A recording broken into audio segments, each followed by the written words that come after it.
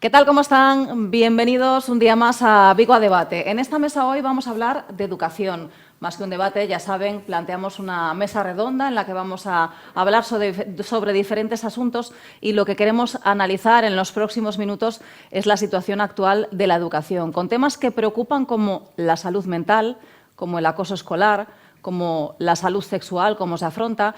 Y para hablar de todos estos asuntos tenemos con nosotros a las partes implicadas y que más conocen e informadas están y cómo se debe actuar. Estamos en directo con el director do Politécnico, do IES Politécnico, Loxo Santos, benvido, moi boa tarde. Gracias por invitarme. Temos a Eva López, que é a directora do IES Valladares. Eva, moi boa tarde. E despois tamén temos a pata de FOAMPAS, da información toda que ten os pais e nais dos alumnos dos diferentes centros da cidade. Ela é Chus Granja, é a pedagoga de FOAMPAS. Benvida, Chus. Boa tarde. E dicía, neste momento a situación da educación é unha situación complicada por moitos asuntos que vos preocupan a todas as persoas que estades encargadas da dirección dos centros, do contacto co alumnado. Vamos a por sobre a mesa esos temas máis importantes. E a día de hoy, o primeiro é un análise. Como está a situación da educación en Vigo? Ben, a situación da educación en Vigo, primeiro, depende do que falemos, pero a nivel emocional está como no que supoño que é o xeral dos centros, está nunha situación complexa. Non sei se complicada, pero por menos complexa. É dicir, temos diante nós ahora mismo, sobre todo despois da pandemia, situacións ás que non estábamos acostumados e acostumadas nos centros. Desenvolver protocolos ou aplicar protocolos de prevención de acoso ou de prevención de suicidios era algo que era unha situación extraordinaria, fai non moitos cursos, e que, desgraciadamente, se está tornando en casi habitual. Non vou dicir habitual, pero casi habitual. O cal denota, tal como plantexabas na presentación, que hai un problema de base que é como un enorme paraguas que engloba a todas estas situacións, que é a situación da saúde mental da sociedade en xeral e do alumnado en particular, porque os centros non somos máis que un exponente do que o conxunto da sociedade. Entón, estamos, eu creo, falo por o noso centro, pero creo que por o que levo falado cos compañeros e compañeiras, eu creo que é unha situación xeral, estamos ocupados e preocupados. Eva. Pois sí, coincido totalmente con el Oxo. Que o que estamos a facer nos dous últimos anos é sempre o noso foco está na parte educativa, pero agora tornamos a dedicar a parte emocional do alumnado. Non? Tampouco nos podemos olvidar do profesorado, pero o noso foco que sempre está no alumnado, agora pues, estamos a desenvolver pues, esos protocolos de apoio emocional, actividades, talleres, sobre todo o que temos que intentar é prevenir, non? Que é fundamental de cara a evitar situacións de risco. Bueno, estar moi cerca, moi atentos, é un foco diferente ao que tiñamos. Estamos todos aprendendo, claro. Chus, entendo que, bueno, máis do mesmo, non? Sí, a verdade é que a realidade que teñen eles nas aulas son as que temos nas nosas casas, non? Sí que é certo que dende FOAMPAS o tema da saúde mental fai anos que o tocamos, pero despois da pandemia o que sucedeu non o vimos vir ninguén, non? Non esperábamos que houbera, pois, esta incidencia de autolesións, de intentos de suicidio, entón, depresións, ansiedade, é un pouco un conxunto, non? E sí que é algo que, como dicía Euloxio, nos ocupa e nos preocupa moitísimo, porque a situación nestes momentos é dramática. Entón, bueno, estamos intentando traballar, intentando facelo o mellor que podemos e o mellor que sabemos e intentando dar ás familias as ferramentas que lles axuden a xestionar e levar estas situacións o mellor posible. Tanto afectou a pandemia? Non somos conscientes do dano que fixo neste sentido ata agora que estamos ver as consecuencias? A pandemia afectounos a nós como persoas adultas, pois as crianzas moito máis, porque non saben xestionar todo o que pasa, todo o que sucede. Sí que é verdade que durante a pandemia o seu comportamento foi exemplar, porque foron un espello no que mirarse, pero claro, todo iso que acumularon, pois nalgún momento tiña que sair, e saiu pois, no momento en que entraron nas aulas, no momento en que se pisou a rúa, entón, pois, bueno, non teñen as ferramentas aínda, porque están medrando e estánse formando, entón, afectalles moito máis. Isto é unha mesa redonda, o sea, que Sí. podemos falar, interrumpirnos... A ausencia de ferramentas, concordo co que dichus, e é algo que se agudizou, esa ausencia de ferramentas para xestionar situacións por parte do alumnado e tamén por parte de algún profesorado, se agudizou despois da pandemia, pero é un proceso que ben xa de antes. O que pasa é que co retorno á actividade normal nas aulas agudizouse. Entonces, hai moitas das situacións que son derivadas da ausencia de habilidades por parte do alumnado para xestionar situacións que noutras circunstancias serían cuestións casi normais. É dicir, cousas de cada día, de onte, que me pasou onte, por exemplo, situacións de episodios de ansiedade terribles, dun alumno ou dunha alumna, e cal é a causa de fondo? A causa de fondo, o alumnado de segundo de bacharelato.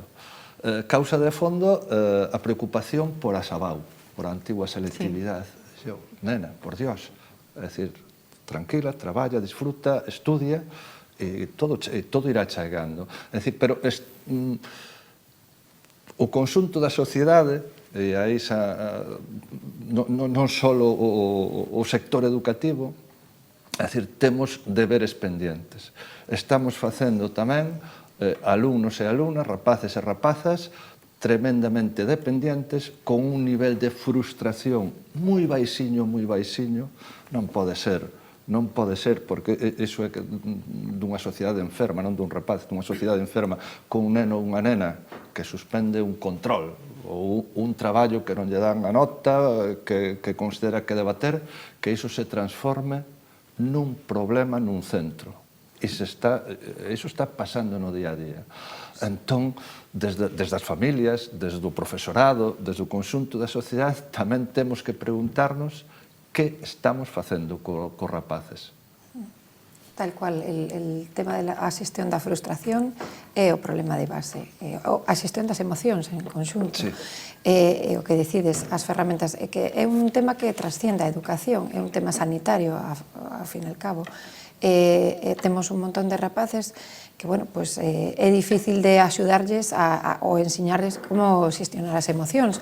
Como o que di el, de repente tes un tema que che frustra e hai que superalo, como se fixo sempre, pero a axuda ten que vir sobre todo de sanidade. Nós non podemos estar solventando estas situacións, entón é un problema que temos nos centros, pero que necesitamos que estes rapaces teñan unha atención psicolóxica, incluso psiquiátrica, pero non están cubertos. Vamos ao tema dos recursos, que ten razón Eva. É dicir, porque a principal labor, tamén como decían antes Eva e Chus, está na prevención, é dicir, fundamental, non? E como facemos a prevención nos centros? Facémola como podemos. Facémola anotándonos a cantos programas existen. Contratos programa, iguala, te emociona, te quérete, talleres de igualdade, talleres de xestión de conflitos, talleres de formación sexual, etc. Creando equipos de mediación entre iguales, etc.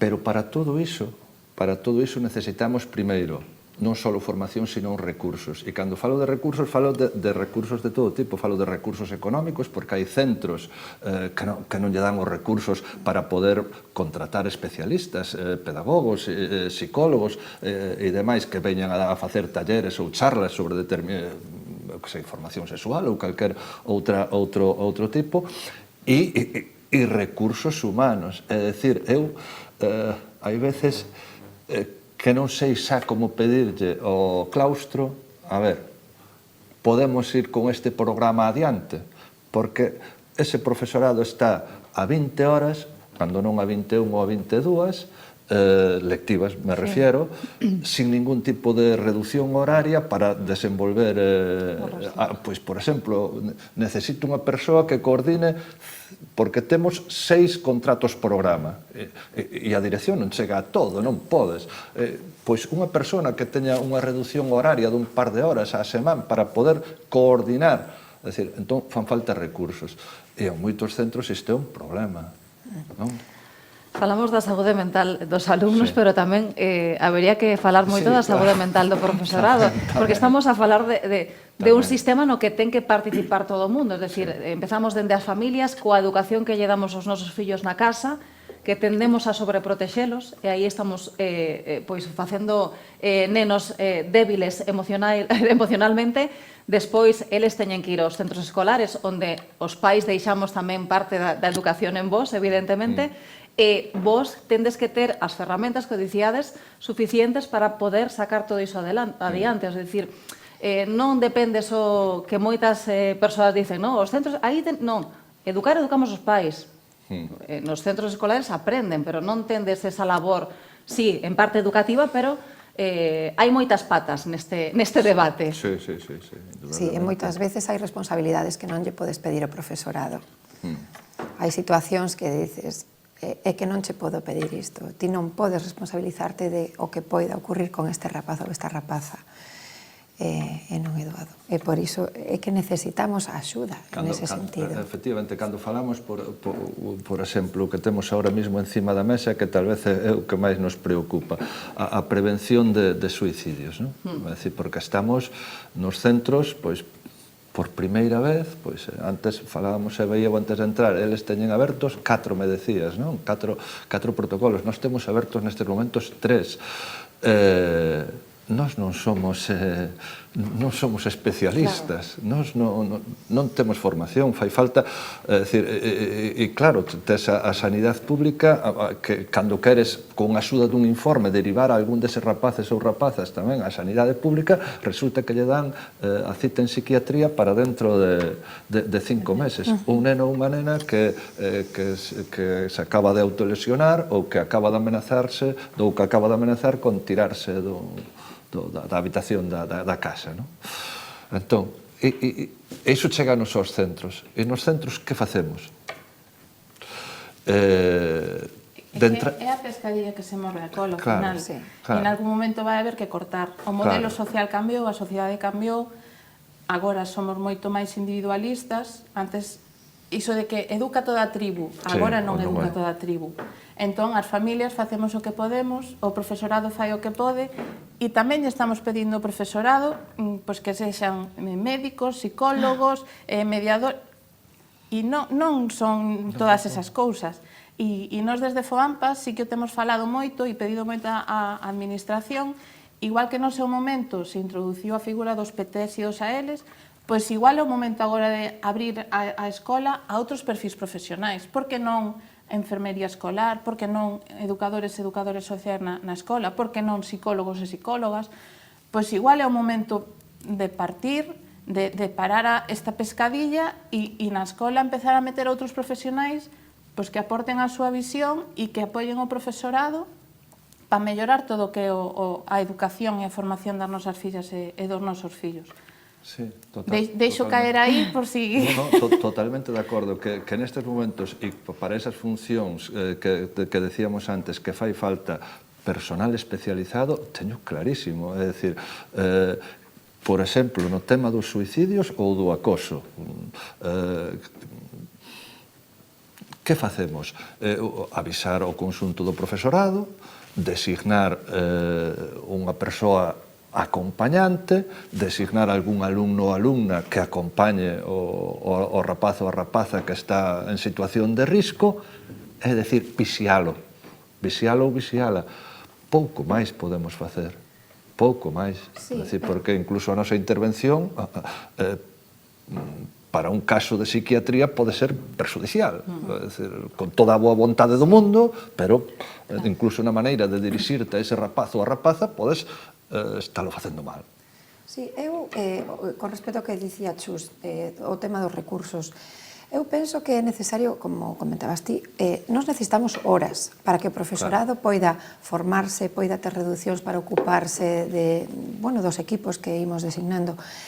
O tema de enfermeiros ou psicólogos nos centros, nos temos un debate aberto porque os centros son centros educativos, non poden convertirse nuns pequenos hospitais de atención. Entón, se temos un rapaz cunha lesión, chamamos unha ambulancia, teñen un hospital onde acudir, non? E se teñen un tema psicolóxico, psiquiátrico, ten que ter a súa disposición unha persoa, un profesional. Pero o problema é que non o teñen. Claro, pero en O que tarda sanidade. moito, claro. Pero en sanidade. E nós temos que ter unha comunicación, se non está no centro, temos que ter unha comunicación fácil e inmediata. Xa non teño claro que sexa o centro onde teña que estar esa persoa, pero sí que a comunicación, a disponibilidade, sexa real.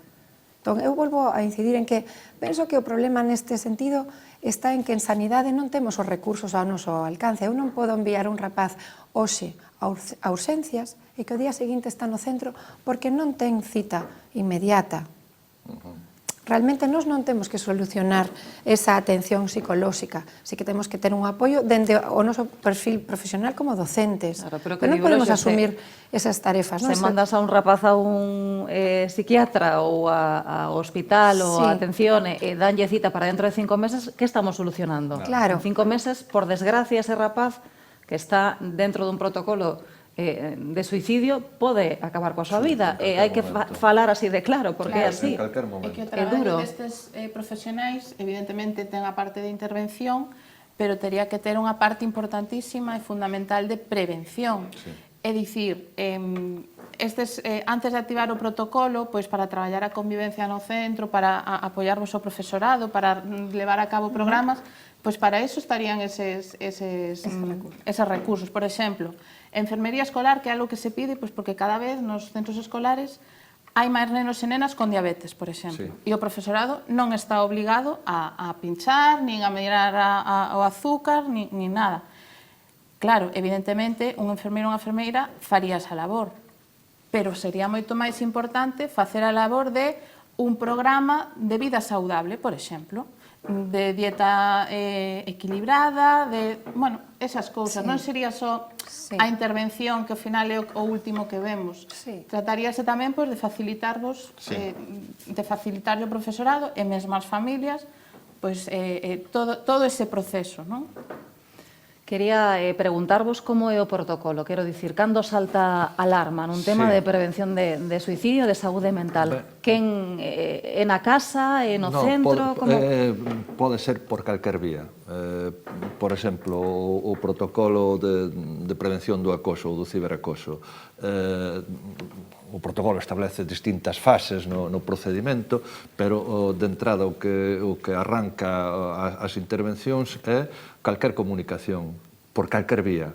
É dicir, pode ser vía familiar, o pai, a nai, alguén que nos di, oye, que o neno ou a nena acaba de decirme que lle fan isto. Un compañeiro ou compañeira do cole, un profe ou unha profa que se percatou de algo nas clases ou nos pasillos ou nos baños, ou personal de conserxería que acostumbra a enterarse de moitas cousas. Entón, calquer vía é válida para iniciar o procedimento. E a partir de aí, o protocolo que establece unha serie de medidas, non? Pois, así, no caso concreto do protocolo de prevención do acoso, na primeira fase, o que hai, unha vez recibida a notificación dunha posible situación de acoso, é investigalo. Investigalo, de entrada, establecer medidas de protección para o presuntamente acosado ou acosada, designándolle unha persoa de confianza, de apoio, e designar outra persoa para iniciar a investigación, entrevistándose co presuntamente acosado, co presuntamente acosador e co rapaces para determinar, primeiro, que ademais é difícil determinar se realmente existe unha situación de acoso ou non, que un dos problemas enormes que temos tamén de comprensión dos pais nais hacia os centros. É dicir, porque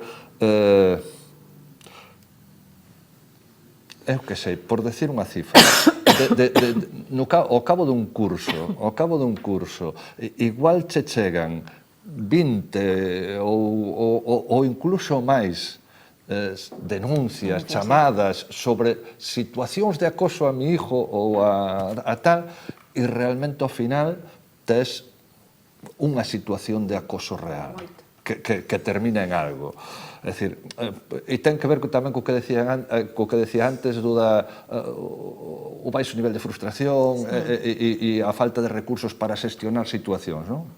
Entón, prodúcense situacións de acoso, sí, pero non todo o que se produce é acoso, non? Entón, a primeira dificultad que temos nós nos centros, como directores e directoras, coa xente da que botamos man para xestionar os protocolos, é determinar se realmente hubo acoso, porque hai que ter en conta unha cousa que moitas veces non se ten en conta, que é, e a min é algo que me trae cando teño un papel destes diantes, é algo que me preocupa moitísimo, é o material, enténdaseme ben, co que estamos traballando, porque estamos traballando con críos, porque as situacións de acoso, ademais, non sei se Eva coincide comigo e Chus, as situacións de acoso prodúcese fundamentalmente na etapa de secundaria. Non recordo nos anos que levo na dirección de abrir ningún protocolo por... bueno, sí, pero por unha circunstancia moi especial, eran maiores de idade, os dous, pero nin en bacharelato, nin en FP. É dicir, se producen na ESO, e incluso acotaría máis, nos dous primeiros cursos da ESO. Sí. Casi... Ás veces cheganos algún caso iniciado en primaria, nos últimos anos de primaria. Pero que son os anos de vulnerabilidade, os rapaces teñen inseguridades, medos, son esas idades complicadas, non? O paso da pubertade da adolescencia, non? Un pouco tamén todo... Sí. Eu quería preguntarvos se, nalgún caso son os alumnos os que piden axuda. É dicir, porque estamos falando de que se abren porque poden chegar por calquera vía, pero son eles algunha vez os que acuden en algún caso, sí. a pedir esa axuda? Falábamos antes do tema da prevención, como sempre, a necesidade de horas para qué? Pois porque é importantísimo que ti teñas un ambiente, unha convivencia no instituto onde teñan confianza. Para nós, un dos puntos fortes que temos é que o alumnado ten confianza suficiente para cando ve un compañero ou compañera que ten un problema, ven a contalo. Son os primeiros que fan grupo e que fan piña e coidanse uns entre outros. Pero para isto é necesario que teñas formación, pois o tema de mediación, de restaurativo, de círculos restaurativos que facemos moitos. Todas esas dinámicas o que favorecen a cohesión de grupo, os lazos emocionais, e ti preparas o alumnado para que cando teña unha situación que considere que non é boa, que alguén non está a pasar ben, pois se pon en coñecemento de equipo directivo, de titoría, de orientación.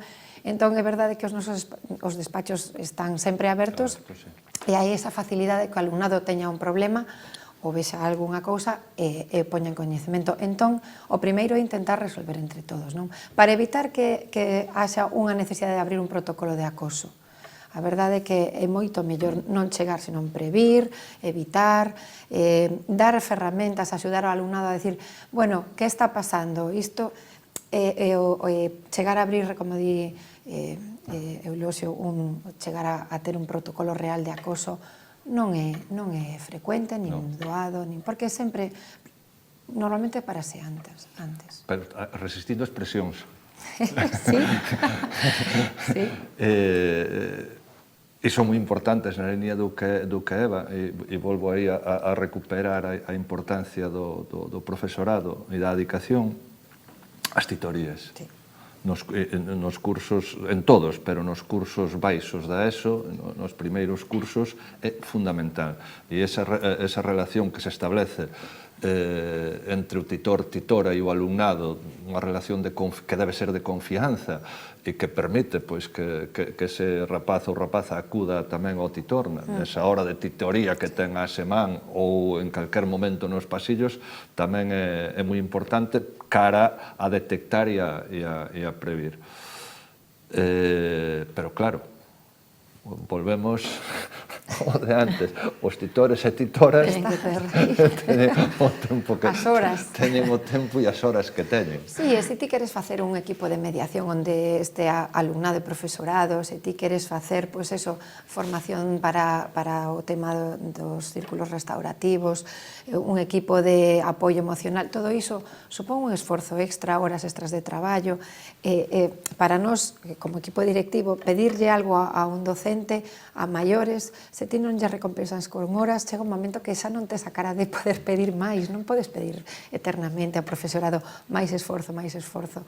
Entón, e logo tamén un tema importante, non, Conchus, as familias ten que darse de conta que o alumnado necesita máis autonomía, non podemos estar protexendo tanto aos rapaces, aos rapazas, as rapazas, é que volvemos ao inicio, a frustración. Teñen que aprender a xestionar a frustración. Non podemos quitar todos os paus do camiño. Eles teñen que equivocarse. E se teñen unha situación complicada na aula con algún compañero, algunha compañera, teñen que aprender a resolvelo tamén.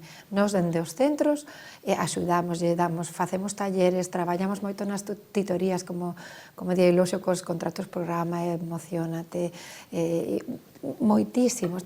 A Consellería ten moitísimas ferramentas a nosa disponibilidade, entón hai que tirar delas, necesitamos horas, pero necesitamos tamén que as familias confíen no profesorado, que moitas veces isto tamén é importante, que sigamos a contar coa confianza das familias.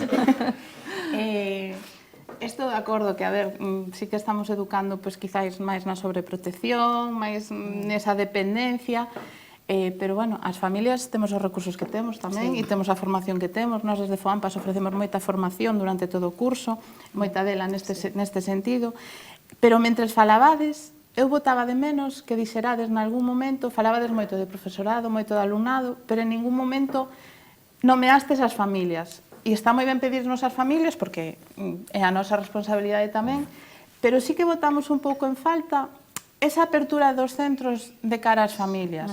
Temos as nosas canles de participación, pois na AMPA, no Consello Escolar, pero quizáis hai moito descoñecemento precisamente pois porque non sabemos que é o que pasa dentro dos centros moitas veces, non?